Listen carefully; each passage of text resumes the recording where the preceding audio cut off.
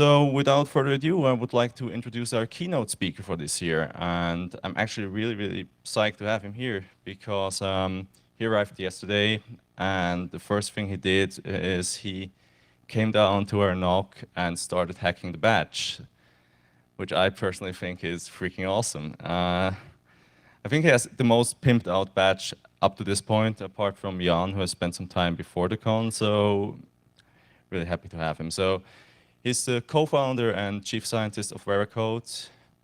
He used to work for Loft Heavy Industries, then AdStake, and later on Symantec. He's a member of Cult of the Dead Cow and its Ninja Strike Force, and most of you guys probably know him as one of the co-authors of Loftcrack and the author of the original code of Back Orifice 2000. So please give a huge round of applause to Christien and Rioux.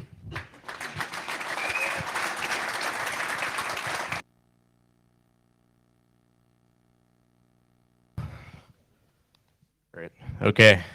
So I'm actually not going to do an amazingly technical talk this time. The last talk that I gave was at Black Hat, and it was about static binary analysis internals. It was like 2 hours of intensive basic block analysis type stuff and data flow analysis. This talk is actually going to be about my experience becoming management at a startup company. This is not something I necessarily chose, but found myself doing. So the question for most of you guys is probably what happens when hackers become management. You know, we have this image of what we will be able to do and what we can accomplish. And many times that involves telling others what to do. We're naturally very independent. So the question is, you know, what choices do we make and what do we study and what do we learn in order to be more effective in that discipline? I started off my life in Maine, which is sort of a backwoods area of the US, with really nothing else to do but system programming. Went to MIT, graduated in computer science, and worked at a small incubated startup for a little while. It gave me an idea of exactly all the wrong things to do at a startup. And basically, they were done in maybe 6 months, blew all their money, spent it on food, and ended up going back to MIT for you know, more ideas. At around that time, at the end of the year, I went to Loft Heavy Industries on a whim. And freaked my parents out. Yeah, like, so you're leaving this bank job you were doing, and you're going to work with a bunch of hairy hackers in a warehouse somewhere. Went over real well with the family. But I thought we were onto something. You know, I was asked to become like the first programmer that they were going to pay to do work there, which was kind of like a hacker space that was paying people to do stuff. It's like, oh wow, we could actually, if we actually make some money with some products, we could all leave our day jobs, you know, which we had, assumed handles so we wouldn't get fired from our day jobs. If we could just get rid of the day job, we could do this stuff full time, and that was really attractive, So we ended up kind of fulfilling on that when we started AdStake, which was sort of one of the first pure play network and consulting, security consulting boutiques. I think we at most had 150 people at AdStake before we found that we were just working everyone to death and they would leave. I think maybe at that time there were probably 500 qualified security professionals in the world that could have done that work with that kind of level of utilization. We were making people work 95%, and you only got to be home every once in a while. I very begrudgingly took a contract at Microsoft to help out and a bunch of other stuff, and that didn't work out amazingly well, but I got to do some interesting work. Like I was on the team that helped secure IIS 6 and ASP.NET, which is pretty neat. Worked with Dave Eitel and some of the other people and got to know these people. Didn't realize how useful that would be until afterwards when AdStake broke apart and basically formed all of these other little boutiques. Like everyone seems to have like an AdStaker floating around in that they know. AdStake was acquired in 2004 by Symantec, at which point the work that I was doing was almost lost underneath the rear end of a much larger corporation. And we ended up spinning out Veracode in 2005. I could tell you stories about how we protected our IP and all of this. So I'm going to skip over some of the stuff here, but I'm still writing Loftcrack, believe it or not, in my spare time. There was going to be a Loftcrack 7, and you'll have an API with which you can plug into it. So, all right, so this is what I looked like when I started. I was a programmer, had no publications, and my motivation was completely to just get a job and figure out what was going on. Plus 5 years in, I would have called myself a hacker. Meant I had published a lot of advisories, a lot of tools. My motivation was to get into the media as much as possible. I think that was sort of a CDC thing, still is. I think that's pretty much our only goal at this point. 10 years in, I would call myself a security researcher. I was working on binary analysis software, and my motivation was really to do something that people were claiming was impossible, which was to reverse engineer binaries in a completely automated way and produce high-level source code. That worked out pretty well, and I ended up here. It's like, whoop, start, burp, burp, right?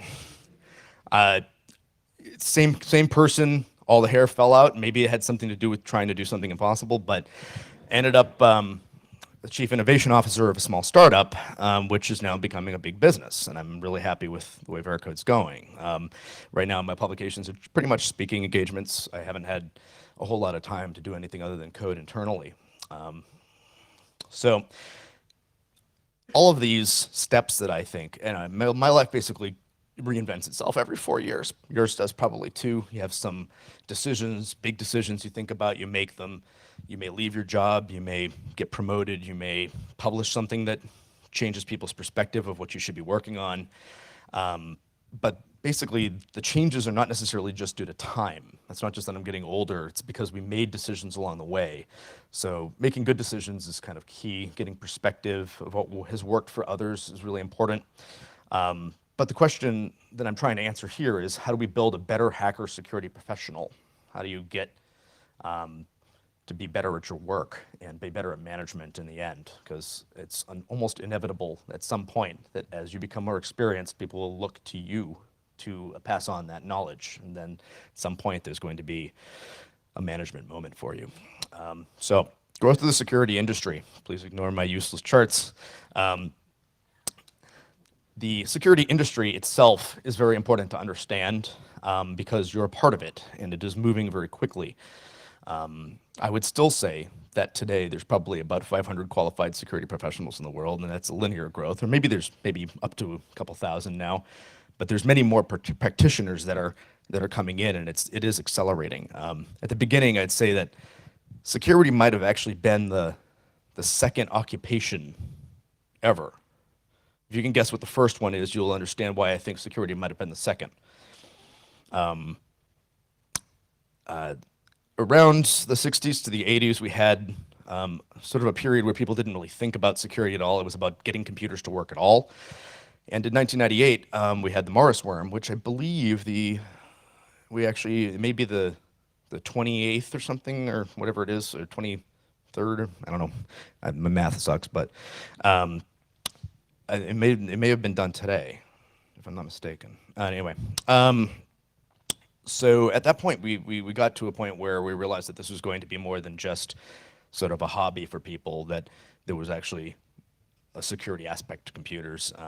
We had a decade of building firewalls. We had maybe 4 years of figuring out how to build good consultancies. I'd say another 5 years of security architecture and inventing things like the SDLC and process for security, and putting process in place around something that had been more of an art form. And big data security and application security is sort of coming in as we've gotten really good at the network layer. We're kind of going up that stack. I don't know if we're ever going to be able to solve the social problem of security, but it is. We're well on our way to getting to the point where that's maybe the first point of entry these days, rather than just port scanning. So you see a lot of these businesses that we're going to end up working for. Your experience may vary depending on what track you're taking here. If you're in a consultancy, there's certain things you're going to be doing. If you're developing products, security is sometimes an afterthought, but more and more companies are putting it up front now, just so that they can get it out of the way. Enterprises have numerous different models for incorporating security people into what they do. Most notably, there's the security department, there's the security on the IT team itself, and security QA and engineering. Security is being used like pepper still. We aren't quite, we're putting it on everything and sprinkling it on, but we're not necessarily at the point yet where security, I mean, CISOs, how long does a CISO right now maintain his job on average? Well, it used to be 4 years. Now I think it's 2.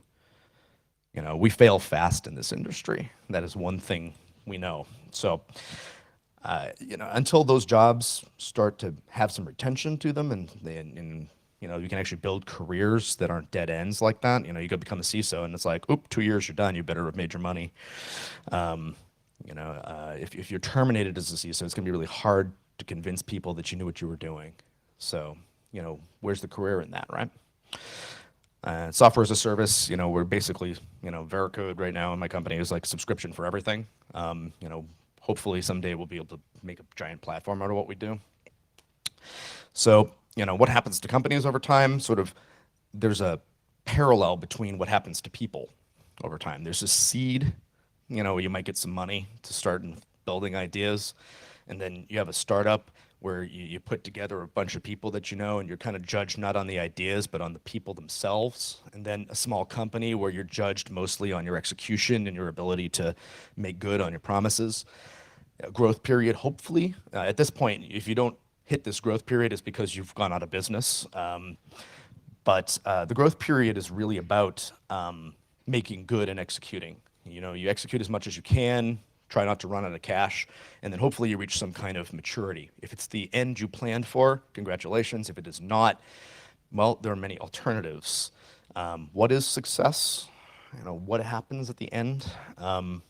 Usually you come into this with an exit strategy. You come in thinking, what do I really, how long do I want to be in this game? I want to do security for 5 years, and then I want to, go live on a beach somewhere, or, perhaps, one of those people that actually managed to do both. But rarely I find myself on the beach with sand in my toes, more so sitting at my desk trying to figure out, another line of code for whatever project we're working on. But basically there's a few models. Build quick, try to sell early, long haul, try to build a large company. And then there's the lifestyle company, which is this void that a lot of companies end up in because they didn't really think about an exit strategy. So that, maybe they're 20 years out now and they don't really have a plan. You're not growing anymore, but you're also not looking ripe for future investment, or at that point you have to do it only for the love of it, for the love of the art or whatever. But your company's not going anywhere. Regardless, chances are, lifestyle companies, you end up transferring control when somebody dies in the end. I mean, ancient CEOs will have been running a company for 30 years, and then they'll have to hand it off to a young buck that wants to become a CEO, that kind of thing. So plan for that. Success factors, a lot of people will talk about building shareholder value and having market leadership. A lot of that comes in with the idea of maybe if I'm doing something unique and build it, people will come. But really, many times it's about the small tactical things in your strategy and your timing. Stability and predictability is what you're going to be judged on many times. If you can say, I'm going to do a certain amount of sales in a quarter and then actually make good on that rather than missing or hitting. I mean, you never really hit the number for the quarter. You always blow past it or you come short a little bit. But if that delta can be shrunk down to the point where you are actually a predictable entity, then you'll do really well in the market. People will say, oh no, we know what to expect from company X. You become a public company, that's all that's going to matter. So what is the success for a security professional? We are all motivated differently. For me, we actually use the lockpicks at Veracode as part of our interviewing process. Put them out on the table and say, hey, can I get you a glass of water or something? If I come back and see you messing with the lockpicks, I don't care if you picked it or not, we're going to have a different conversation. If you're not messing with it at all, or you didn't even ask me about it during the interview, then maybe you're not the kind of person that I want to be working with. So what motivates you?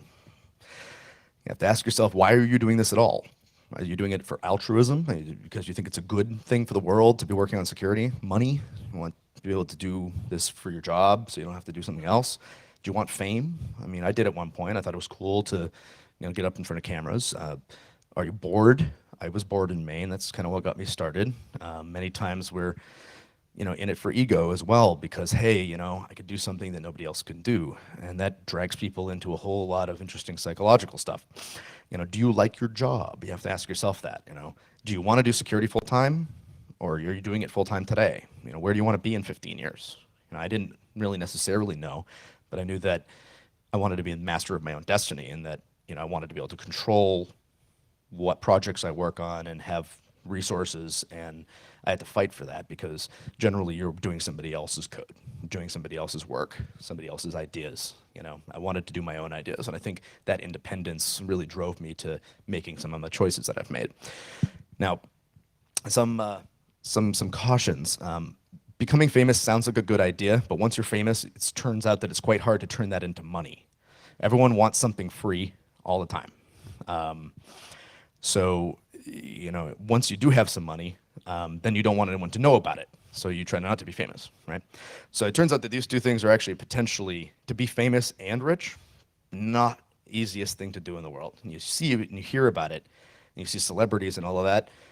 It's much easier to be one or the other. But if you choose the path of going down the road of being famous for what you do, you'll either end up in jail or just not making any money doing it and spending all of your time with the media trying to explain what you're doing and all of that, but not necessarily making any money from it. So what does success look like? Success is different for everybody, but we all tend to agree that money is not equal to happiness. But money can be an enabler for future success, so it is a reasonable goal to add to the list of things. Maybe it should be third from the top. I tend to think that happiness can bring about money, because you need to love what you are doing if you're going to be successful at it. Your career requires that you love what you're doing. So what is good enough? Is there a perfect job? Is there a perfect role? Basically, I think perfect is the mortal enemy of good enough, and we will get to that. But we do make choices. So one of my choices had to be about school. I wanted to go to MIT ever since I was 5 years old, and read Seymour Papert's book on logo and moved the turtle around the screen. I realized this was a place where stuff got made, and was really entranced by that. I read a lot of Marvin Minsky's AI stuff very early on, and I ended up taking a class with him, which blew my mind. But the question is, how much school do you need? I know more out-of-work PhDs with a relevant degree that simply have priced themselves out of entry market. You come out of school with a PhD, and an employer's going to look at that and say, well, we got to pay him a lot more, and he doesn't have the real world experience that we need. So why don't we just go with somebody with a bachelor's degree? So I looked at that and I was like, well, when I was graduating, it was 1998. The internet bubble was just getting started. And I was like, well, why don't we just not go for a master's degree and get out as quickly as possible? Truth is, I never liked school. I hacked all the time rather than going to class. I got C's and things I shouldn't have. And one day I was called in to my advisor at MIT, and she said, like, she told me, she was one of the better cryptographers in the world, and she told me that I had no future in computer science and that I should pick another degree. I, a little disheartened by that. I went back and I was like, oh, I got to think about my life. What am I doing? Should I be going to class more? And she went on sabbatical for a semester, and I ended up taking a current trends in computer science, sort of a what's going on in the world class.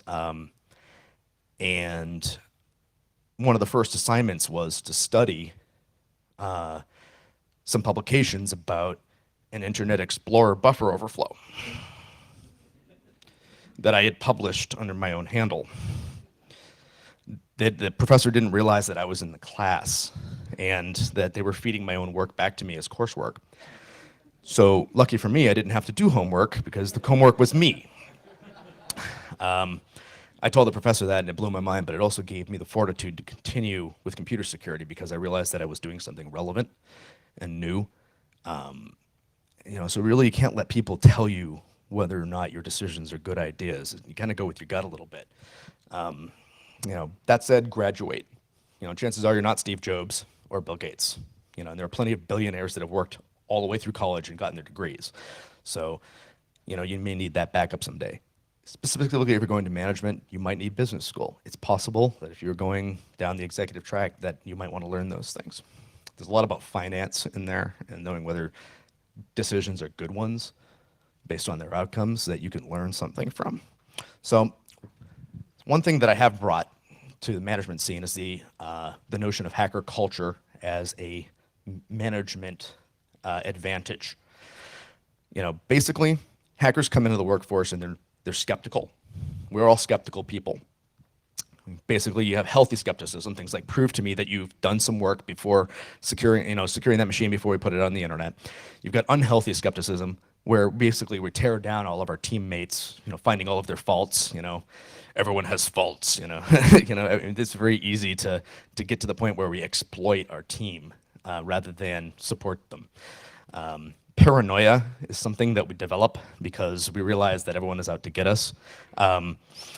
We think healthy things like we should conduct full security reviews of the software with each quarterly release and automated reviews with every minor release, that kind of thing. And unhealthy paranoia comes out many times, and I think the sales and marketing team have it out for the engineering team. They're counteracting our efforts, and they want to put something up ugly and stupid up on the website that's gonna make us look dumb. Da da da da da da. That kind of thing is very natural for the hacker manager and the hacker engineer to experience in the workplace. We have maker ethics. We want to build things. We're independent. And many times we spread that to other people. It's infectious. And there's a lot of idea generation that comes from the brainstorming that we do in the workplace. So, in the real world, Google time is a good example of the hacker culture. We got 20% of employees' time being spent on non-work projects, with many which end up benefiting that company. Veracode is a company that does regular hackathons. We do 3-day stints where you stop doing all your work for the company and go do whatever the hell you want, as long as it's inventing something new or playing with learning a new thing, and then you have to talk about it in front of the whole company and explain what it was you did. Sometimes it's going to benefit the company. Sometimes it's going to be like learning to knit or something. Whatever it is, you have to explain it and show how you learned it and why you learned it. There are security awareness trainings that are happening. People that never care about security are now participating in corporate events that actually teach them the basics of how not to get phished and all that stuff. We're starting to attack that social problem. It is happening. So yeah, and my statement here was that we tend to be condescending toward the teeming, clueless masses. We should at least show them how to evolve. So it's just kind of me joking, but management survival tips. There are a few things that you can take away from this talk, rather than simply me bloviating in your face about management. You have to think about role progression. You're going to start off as an individual contributor. Chances are, if you're good at what you do, or you inspire people, you'll end up as a project lead. You tend to graduate from that toward being middle management at some point. Managing teams of teams, and you may end up in executive management. Thinking about the big picture of the company and things like that.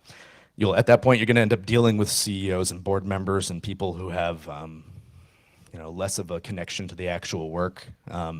And simply know that they want to get their money back at some point. The thing to watch out for is the Peter Principle. Who knows what the Peter Principle is? A few people. Okay, good. Yeah, it's basically that people are going to be promoted to their level of incompetence.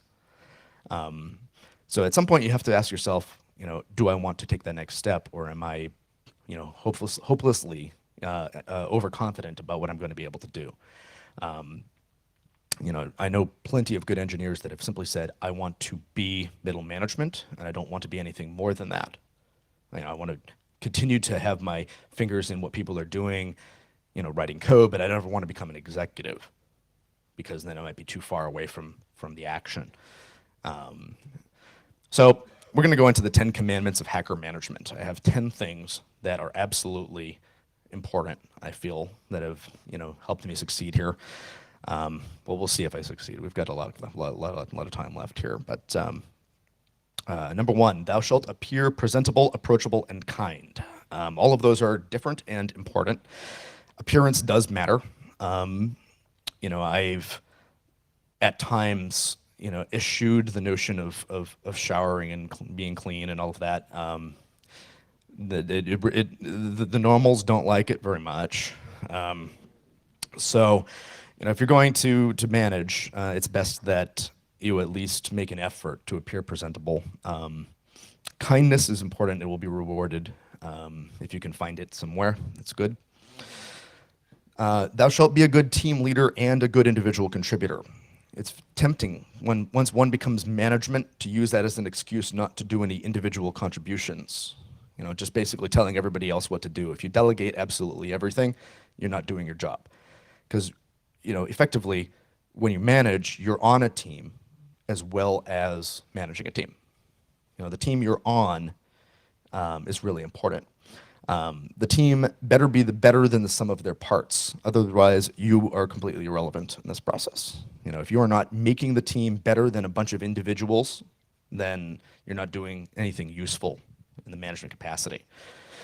Thou shalt prioritize the team you are on rather than the team you lead. Now, that might be a little counterintuitive, but basically, when you're a manager, the buck stops with you for everything beneath you and for your individual contributions. If you're going to be passing something up, you need to be passing up your individual contributions before you pass up your team's contributions. You can always delegate management to the team itself or to the strongest members of the team if absolutely necessary. But if you fail in your own personal capacity, ever, then the team you're on will reject you and you will no longer be allowed to manage. So management is sort of a privilege as long as you don't stop being valuable in an individual capacity. So don't forget that. Number 4, thou shalt be inclusive of many skill sets and expertise in your organization. We tend to gravitate toward hiring A players all the time. We want to be surrounded by the geniuses and intelligentsia. This is, while valuable, no way to run a business. You need C players and B players around you too. Otherwise, all those smart people will never want to do the boring work. Try to build a research organization without some young people, and you'll find that all of the really intro-level boring stuff never ever gets done, and people will see that group as valueless. So, hire a wide spectrum of people and wide spectrum of skill sets. Expect to do knowledge transfer internally. Promote internally. Number 5, thou shalt embrace time management techniques. We love to take on impossible projects that take an infinite amount of time. When nobody is looking at our hacks, it doesn't matter how long it takes to finish them. In the working world, you have requirements about when you're going to get something done, and you're going to make commitments, and people are going to make decisions based on your commitments. Sales team's going to go sell the thing whether it's done being built or not. So you better not make bite off more than you can chew, but bite off more than you can chew in a reasonable time frame. You're not invincible, and keeping your team all together with tools will keep your schedules realistic. Number 6, you shall not depend on rock stars and hero coders.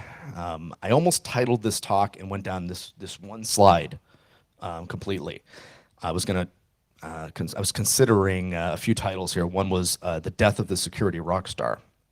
It is important to note that security knowledge is valuable, but that a single individual may or may not be a good team member or valuable, and they may, personality problems can, cause us to wonder why we hired somebody who's so smart and just can't seem to make the team better. The quote that there are graveyards full of indispensable men plays in here. So consider what it would mean to put all of your resources behind a few geniuses and then not have a mechanism by which you could swap them out at any one time. Hero coders that take on giant projects are not going to be scalable. People don't scale. You can't just ask them to do more work than their 40 hours. It's just not going to happen. Or rather, if they do, it's going to be for short bursts, and you can't rely on it. Thou shalt embrace process. All of these crazy things like Agile and Scrum and all that other shit, get with Kanban. Learn with some tools. Get religion around process. The best decision that I ever made at Veracode was to make sure that we abstracted each department and gave them a single point of entry for communications. Basically, you have one place for sales to come to engineering and ask questions like, can we support this or not? You have one place for engineering to say, where should I send sales leads? You have these kinds of internal questions. And the question is, how do you, make it easy? Once a company gets to be above 200 people, it's like, who do you talk to?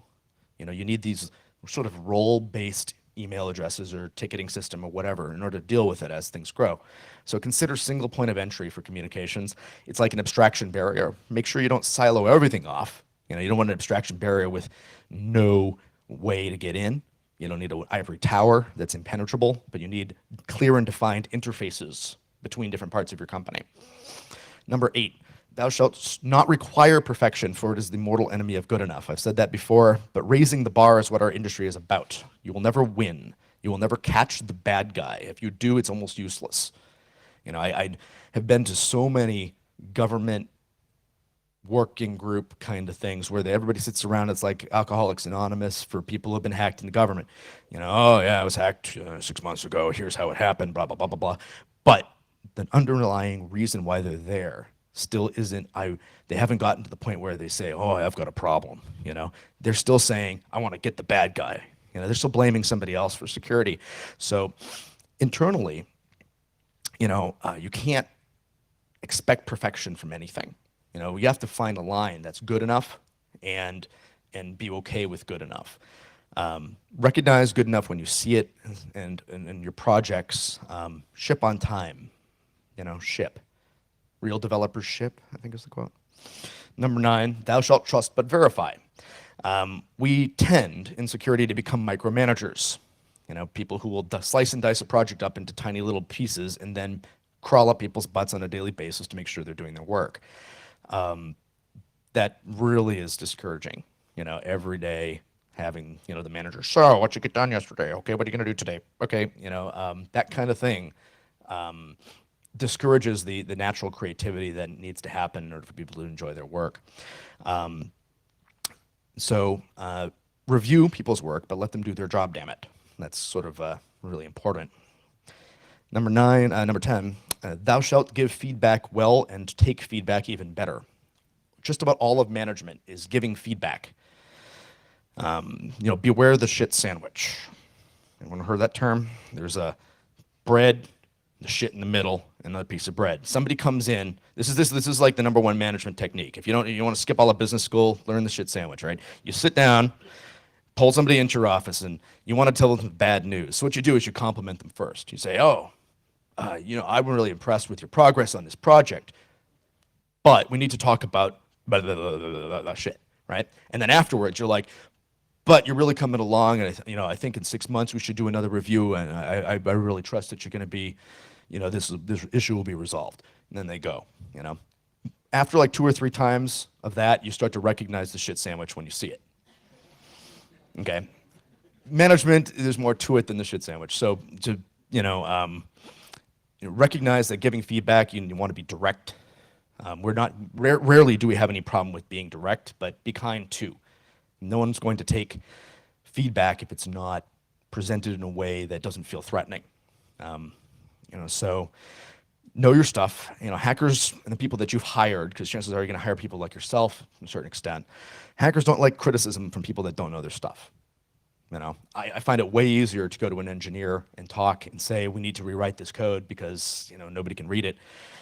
And he'll take it from me, but he won't take it from some other engineer that maybe doesn't know,